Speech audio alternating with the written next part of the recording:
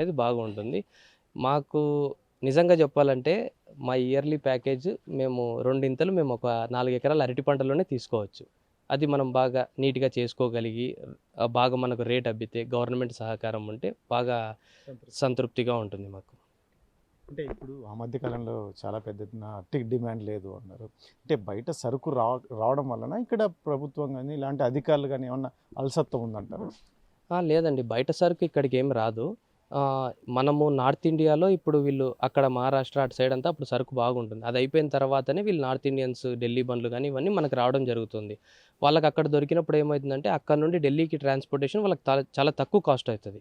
So, అందుకని వాళ్ళు ఇక్కడికి రాకపోవడము, మన లోకల్ మార్కెట్ వాళ్ళంతా సిండికేట్ అవ్వడము, వాళ్ళు హైదరాబాద్‌కి, చెన్నైకెళ్ళే బండ్లు మొత్తము సిండికేటే రేట్ బాగా తగ్గించేశారనమాట. ఆ టైంలో ఎక్స్‌పోర్ట్ లేకపోవడం.